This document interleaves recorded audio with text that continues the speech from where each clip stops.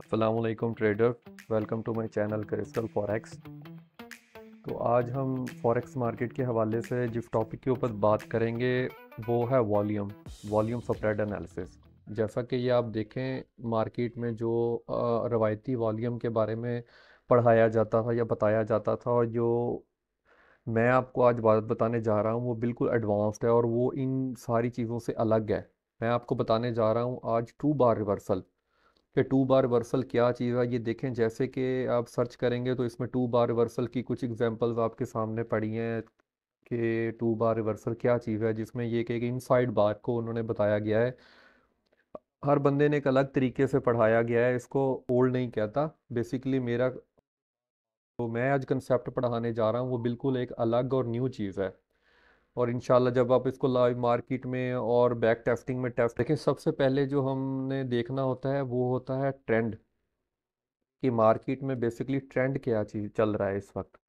कि गोल्ड के चार्ट के ऊपर जैसे हम ट्रेड करते हैं तो देखें H1 के ऊपर बेसिकली अगर देखें तो मार्केट क्या कर रही है कि एक हाई लो बनाने के बाद एक हायर हाई बनाया, ठीक है। और उसके बाद हायर लो बनाने के बाद, ठीक है, मार्केट एक बुलिश ट्रेंड में चल रही है। सबसे पहले हमने ट्रेंड फाइंड करना होता है कि ट्रेंड की डायरेक्शन क्या है। देखिए यहाँ पे बुलिश ट्रेंड अगर चल रहा है तो यहाँ पे हमें जब मार्केट में हायर हाई बन रहे हैं तो हमें क्लियर हो गया कि मार्केट में एक बुलिश ट्रेंड चल रहा है, ठीक है। तो अभी हमने बाय की एंट्रीज ढूंढनी है।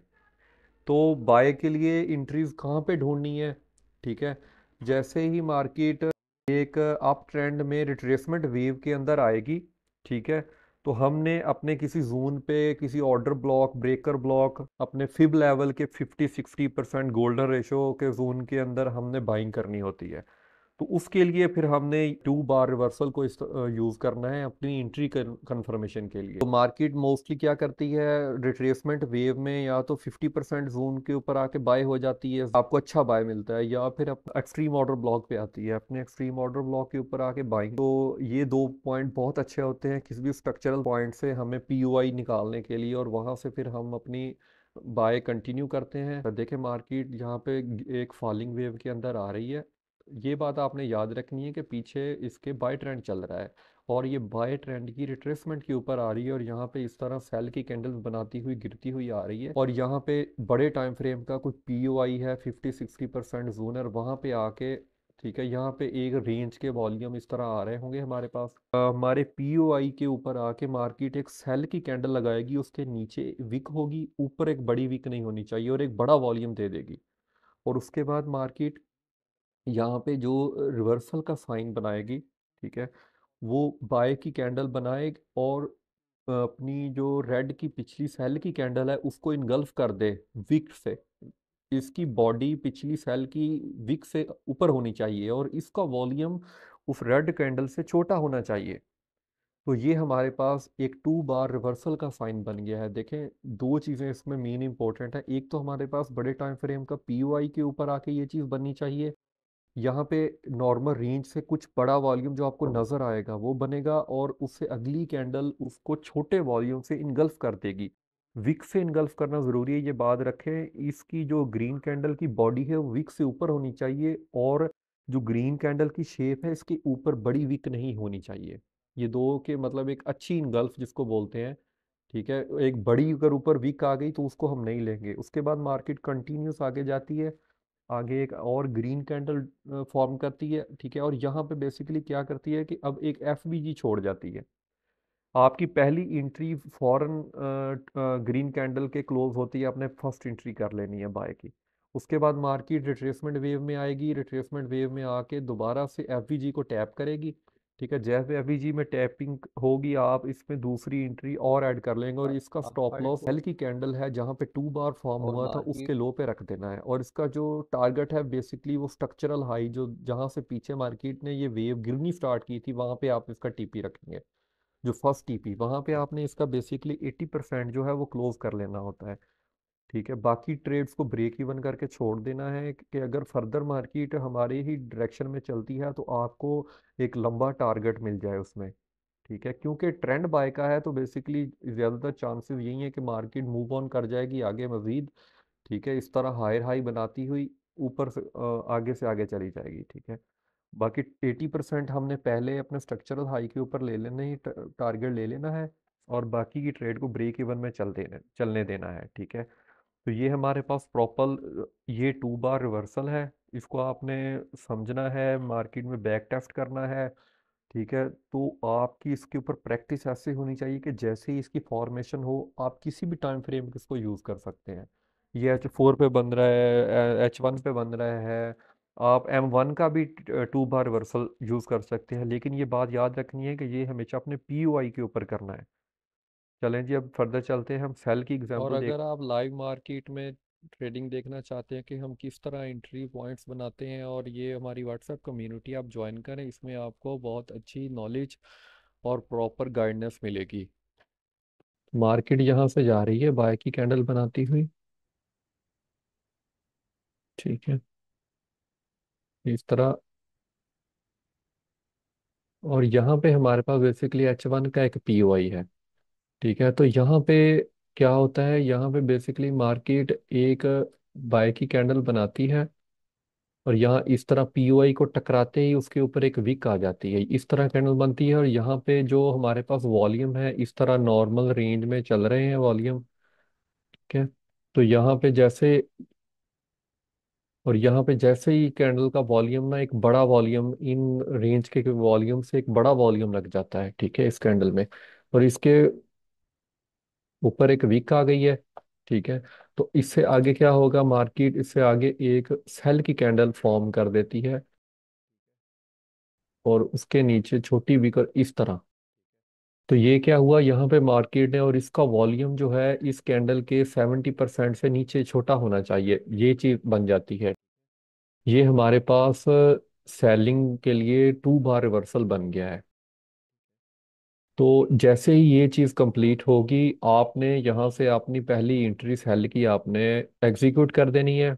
मार्केट यहाँ पे फर्दर इस तरह एक न्यू कैंडल बनाएगी, नीचे एक फर्दर एक कैंडल बनाती है, तो आपकी यहाँ से एक सेल चल रही है और आपका यहाँ पे एसएल उसका लग चुका है। उसके बाद मार्केट अगर यहाँ से अगेन एक पुल बैक लेती है, यहाँ पे अगेन एक पुल बैक लेगी, तो इस एफवीजी में बेसिकली अगर मार्केट टैप करती है तो आपने अगेन यहाँ से दूसरी सेल भी लगा देनी है। देखिए इसका सेल का आपका एसएल से आपको छोटे एसएल से आपको यहाँ पे एंट्री मिल रही है, तो इसका भी एसएल क्योंकि आपका यही पॉइंट है इस कैंडल का हाई, तो यहाँ से मार्केट अगेन आपकी डायरेक्शन में मूव कर जाएगी इस तरह। और इसका सेम वही रूल है, आपने वही जो जहां से मार्केट बाय होना शुरू हुई है जिस पॉइंट से, वहां से उसी इसका सेल का टीपी होगा, और यहाँ पे आपकी ट्रेड कंप्लीट हो जाएगी। और यहाँ पे जैसे ही अपने स्ट्रक्चरल लो के पास जाएगी, आपने वहाँ पे इसका 80% क्लोज कर लेना है, और बाकी 20% ट्रेड को चलने देना है। सेल के लिए आपको कब देखना है, जब मार्केट बेसिकली पहले लोअर लो बनाती हुई नीचे जा रही है,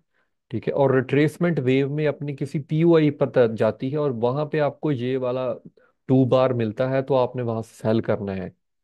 ट्रेंड को चलें आपने जी, हम कभी आगे भी हैं नहीं गोल्ड में छोड़ना। 15 मिनट ट्रेंड के इस चार्ट के मार्केट का ऊपर। गॉड फादर है। ये तो देखें जहां पे मार्केट ट्रेंड जाएगा बेसिकली मार्केट ने उधर एक जाना है, आप ट्रेंड की तो इसलिए रिट्रेसमेंट के हमें ऊपर आई है, मेन और हमारा यहाँ पे फोकस जो हमारे होता है पास वो एक ट्रेंड बड़े के टाइम ऊपर फ्रेम होता का है। POI है।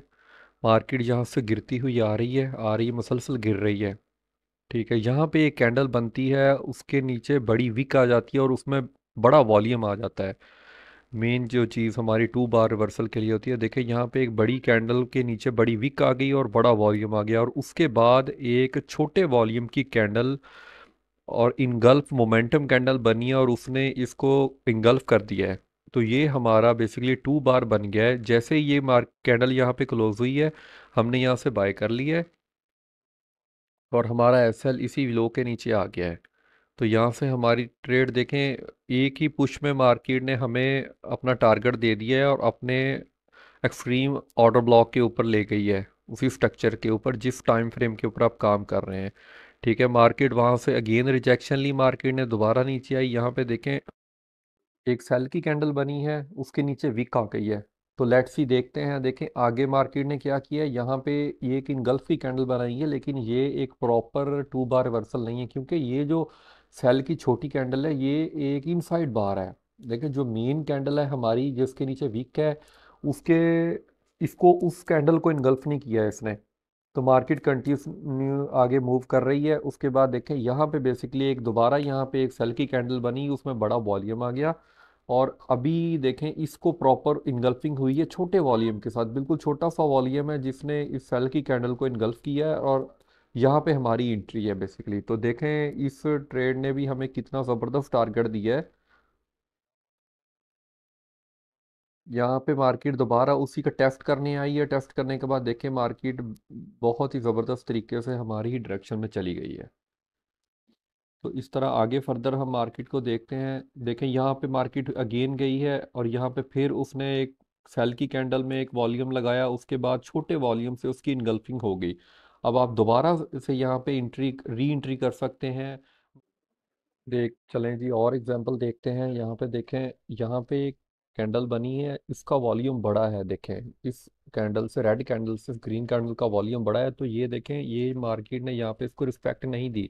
मार्केट अगेन इसका लो स्वीप करने आ गई। जैसे मार्केट ने यहाँ पे इस कैंडल का लो स्वीप किया, उसके बाद एक बड़ा वॉल्यूम आया, नीचे वीक आई, छोटे वॉल्यूम से एक इनगल्फिंग हुई 2 बार और बूम।